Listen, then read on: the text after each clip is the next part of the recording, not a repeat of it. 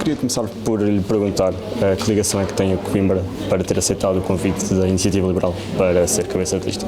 Essa é sempre a pergunta mais fácil e que me dá mais prazer responder. Em primeiro lugar, eu estudei aqui, não é? Tirei a licenciatura na Faculdade de Economia, na Universidade de Coimbra. O meu nome é Pedro Brinca. Brinca é alcunha de família. Historicamente, o nome de família era Cruz, mas brincar no século XIX queria dizer enfeitar. Por isso é que os brincos são os enfeites e os brincas eram os que enfeitavam. E eu descendo de uma família de Orives de Febres, que é uma terra aqui perto, ali na zona de Cantanheiro, perto aqui de Coimbra, que eram pessoas que vendiam nas feiras ouro e se foram espalhando pela zona. E, aliás, cá em Coimbra há o bairro do Brinca, que foi feito pelos meus primos. Havia a orivesaria Brinca ali na Visconde da Luz, que agora já não existe, mas que existiu durante muitos anos, também é dos meus primos. Tenho muitas ligações familiares, efetivas e pessoais, em termos de estudo, históricas, pessoais e efetivas ao distrito e à cidade. Nestas eleições pensa-se muito sempre no cenário pós-eleitoral, naquilo que vão ser os acordos quer à esquerda, quer à direita, naquilo que vão ser as eleições. Como é que explica às pessoas que votar à direita, seja a Iniciativa Liberal, seja eventualmente quem quiser votar na Aliança Democrática, não é dar a mão ao Chega? Como é que se explica isso às pessoas? Eu acho que a pergunta deve ser ao contrário, porque é que é dar a mão ao Chega? É que isso é que eu não percebo. Porque eventualmente por maiorias parlamentares. Não apelo ao voto no Chega. Nós não queremos que as pessoas votem no Chega. A mim custa-me a perceber como é que um voto na IEL ou um voto na AD pode ser um voto no Chega. Aliás, Montenegro, como seria, lá está, se houver uma maioria de direita que possa constituir um governo, Montenegro foi muito claro, disse que não é não. Por isso eu confesso que me continuo a achar estranho como é que essa ideia pode persistir. Quer dizer, Montenegro não podia ter sido mais claro no debate que teve com André Ventura, em que disse que não é não e não fará parte de uma solução de governo em que o Chega faça parte da solução. E acho que a posição da IEL também é clara relativamente a isso. Existe um oceano que nos distancia. A IEL é um partido que tradicionalmente tem tido uma certa associação ao espectro de direita política, presumo em boa parte por causa da questão económica. Acho que é um bocado redutor pensar as coisas dessa forma, mas quer dizer, temos de ser realistas e é verdade que as pessoas o percepcionam dessa maneira. Mas, por exemplo, nos costumes, quer dizer, a IEL, se olharem para a questão dos costumes, como veem as liberdades individuais, etc., tão longe, quer dizer, nós estaremos muito mais perto do outro extremo do espectro político do que do Chega, quer dizer, isso, nem sei como é que essa pergunta pode fazer sentido.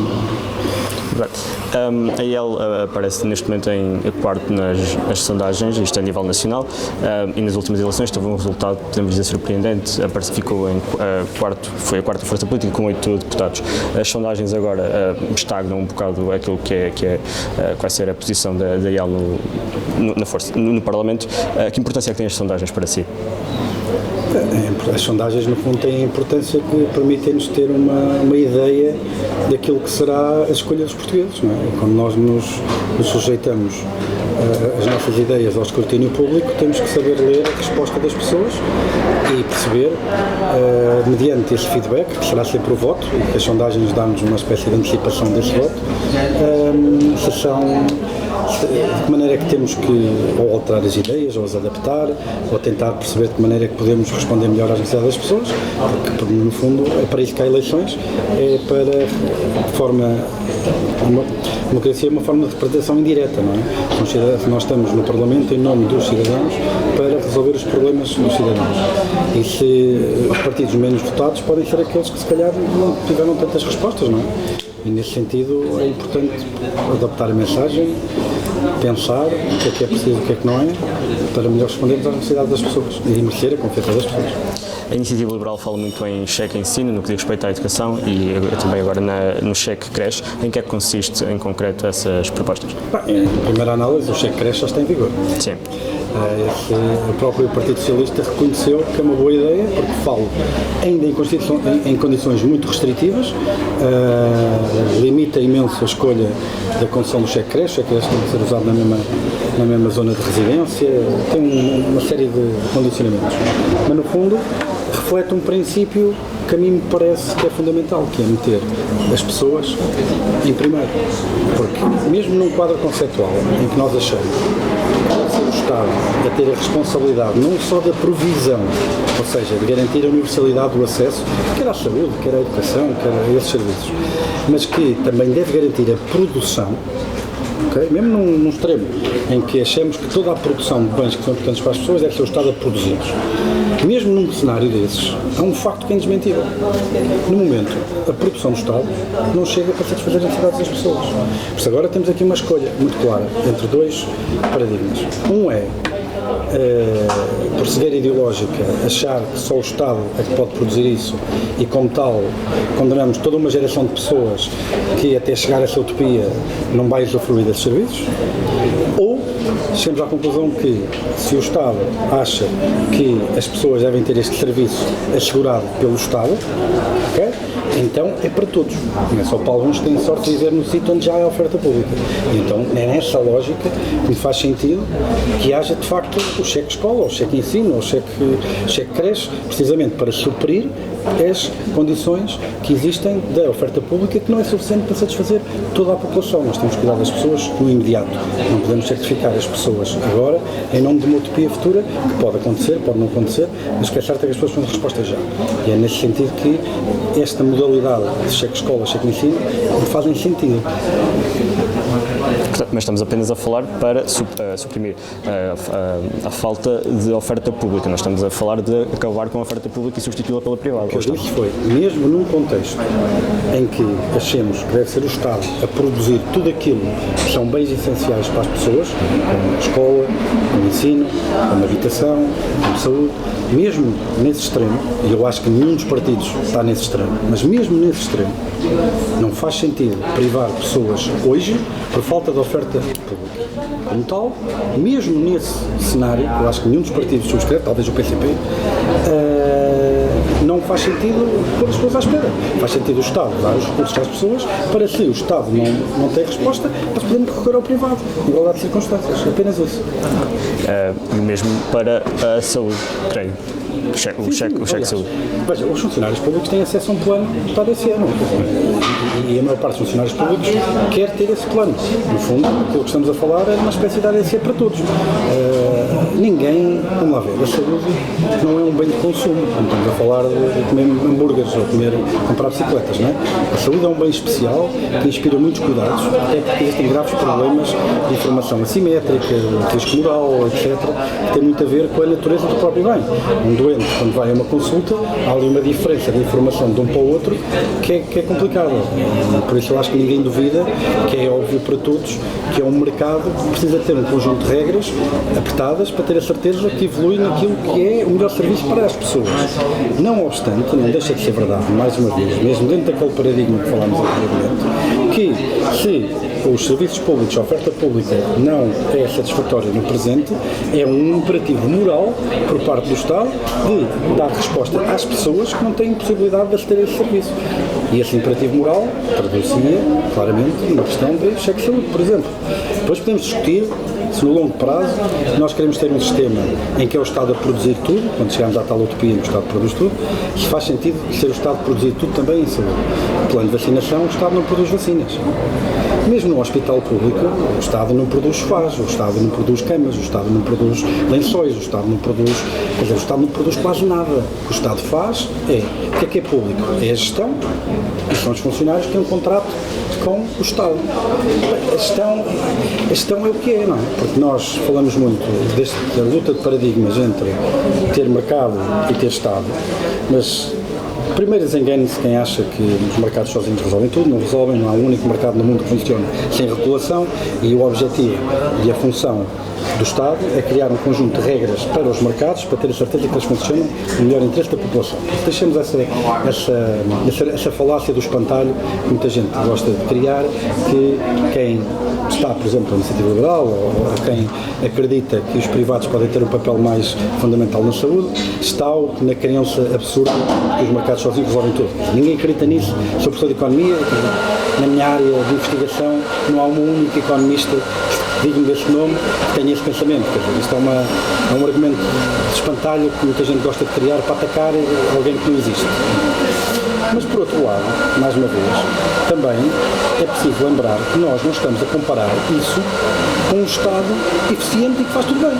Nós não estamos a escolher entre uma solução de mercado e um Estado sueco, ou um Estado dinamarquês, ou um Estado que tenha excelentes provas dadas na capacidade de gerir. Na Suécia, por exemplo, temos escolas públicas e privadas e não existe ali um delta de qualidade entre a escola pública e a privada. As coisas funcionam bem. Não é esse Estado que nós estamos a falar. Nós estamos a falar de um Estado que, historicamente, o que é que tem feito? Comprado barcos sem motor, residências na anadia. Quer dizer, nós não estamos a fazer aqui uma comparação entre um Estado perfeito que vai entrar amanhã e uma solução de mercado que tem necessariamente sempre necessidades de regulação para ter a certeza que o mercado serve as pessoas. Mas é nessa falácia que muito o debate político cai. E aquilo que eu vejo é que, de facto, as pessoas que têm a DSE estão contentes com ela e não a querem largar. E, nesse sentido, não me parece que aquilo que o Estado criou para os funcionários públicos seja assim tão mal para o resto da população. Mas a IEL é muitas vezes atacada, principalmente pela esquerda, de querer acabar com o Serviço Nacional de Saúde.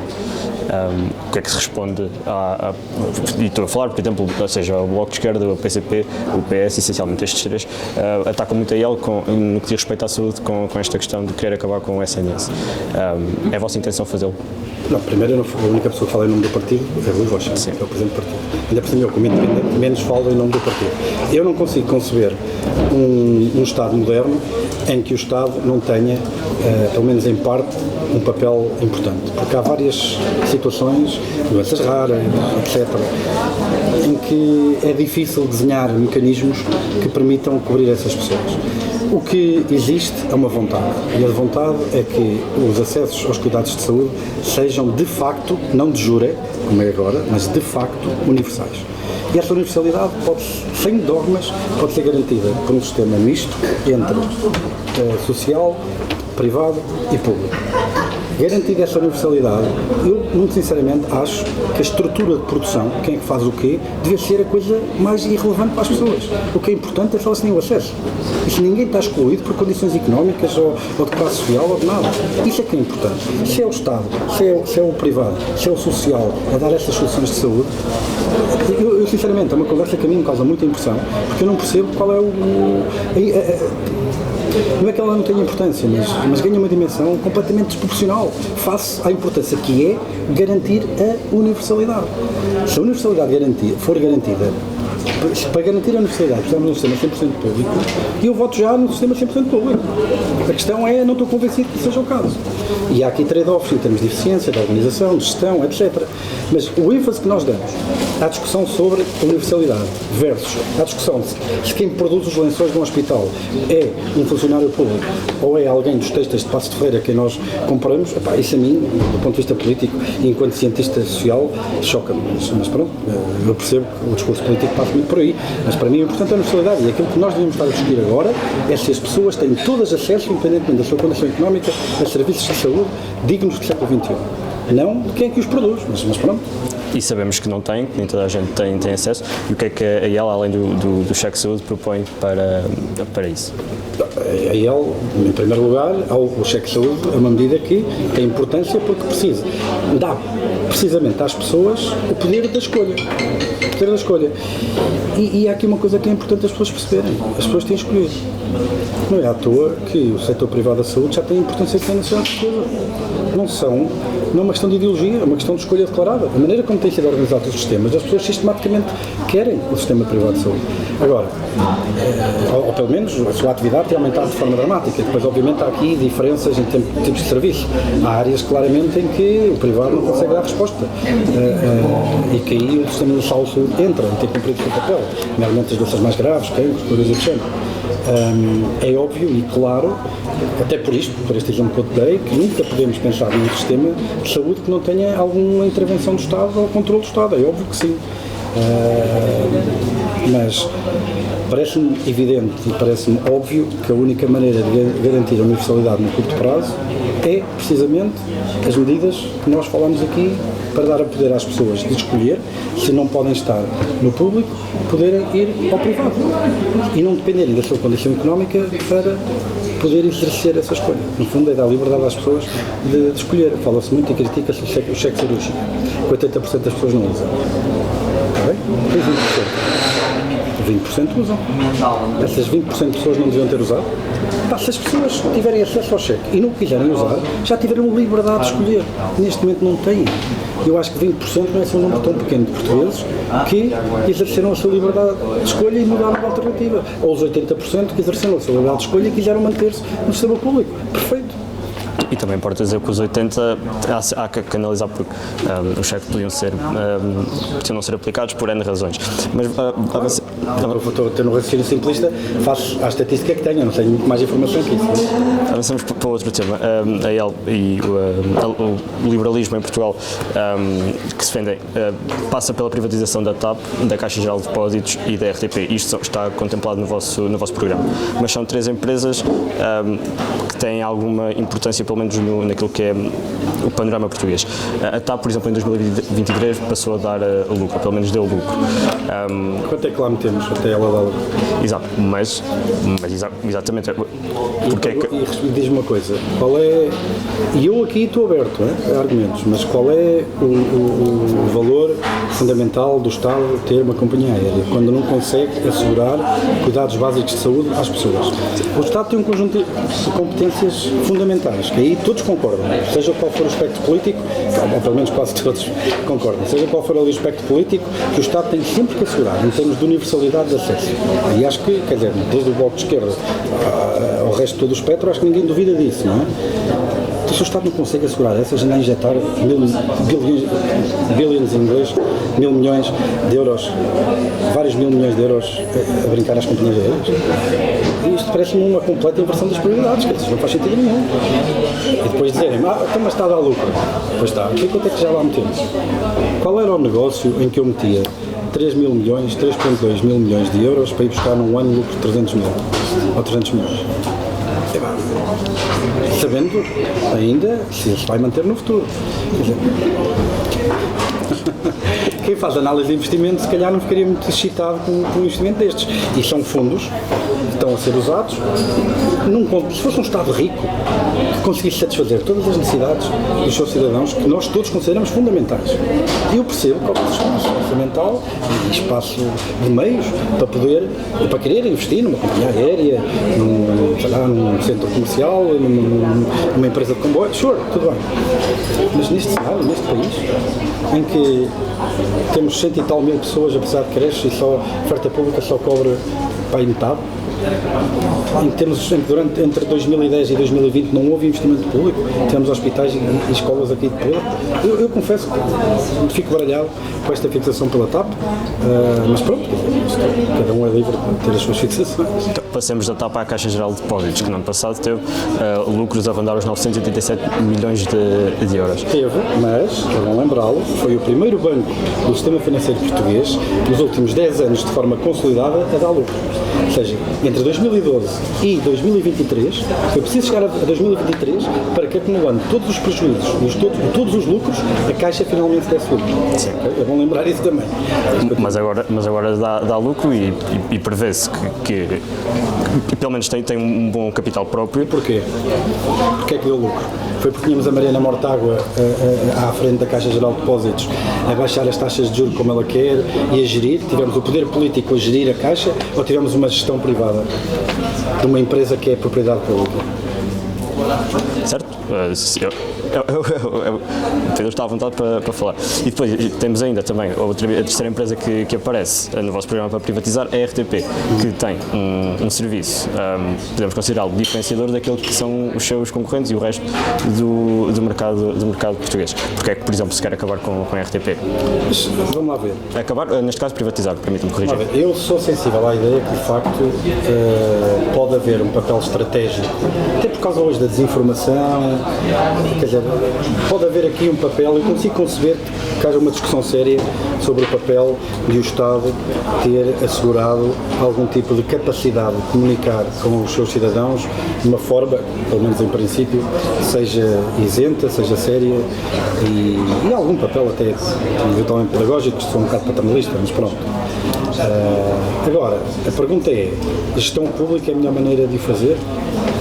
Nós não podemos inscrever na lei a obrigatoriedade destas empresas terem um espaço de antena dedicado à causa pública e o Estado poder preencher esses conteúdos? É preciso que o gestor seja nomeado pelo Estado? Com os conflitos todos de interesse que podem existir à volta disso? Lá está, mais uma vez, é um excessivo enfoque sobre quem é a propriedade das coisas e não sobre os objetivos. Se existe um interesse estratégico da RTP ser pública, temos que pensar qual é esse interesse estratégico e quais são os meios, quais são os objetivos públicos da sociedade, sociais, que nós queremos proteger. E depois aí podemos fazer a pergunta: para defender estes objetivos, a única maneira é que isto esteja na propriedade do Estado? Sim ou não? Eu gostava de levar a análise para aí, mas infelizmente a análise nunca é feita a esse nível, é feita ao nível de se a escola é do Estado ou é do privado, quem é o proprietário dos tijolos, ou com quem é que o professor assina o contrato de trabalho. Parece-me uma conversa muito desviada daquilo que é o essencial, que é o serviço público. Para terminar, queria ainda abordar sobre as alterações climáticas. A última vez que Mariana Mortágua esteve em Coimbra, disse que os modelos, e estou a citar, a ala liberal, não salvam o... Não sei o que é que se quer dizer, mas ok. Tenho que lhe perguntar, também não posso eu responder. Não salvam o mundo daquilo que é preciso. Montenegro hoje, no dia que gravámos esta entrevista, foi atacado com tinta verde. A crise, se é possível chamá-lo de crise climática, até porque João Coutinho Figueiredo nas últimas eleições disse que chamar-lhe crise climática era estar a colocar isso numa agenda, mas as alterações climáticas são uma prioridade para ele. É óbvio, vamos lá ver. Primeiro, estas declarações de Mariana Mortágua, os liberais isto, os liberais aquilo, vamos lá ver. Eu volto a repetir aquilo que diz ao princípio, quer dizer, ninguém acredita em mercados que sozinhos resolvem tudo, isso não existe, ninguém acredita nisso, quer dizer, só as pessoas desta orientação política gostam de levantar esse espantalho para depois o atacar, mas isso fazem porque ele não existe. Todos os mercados são regulados e nós vivemos numa era em que existe muita regulação sobre muitos mercados e ainda bem que ela existe, nomeadamente a legislação macroprudencial para garantir a estabilidade do sistema financeiro, temos regulação no mercado, temos N regulação por todo lado.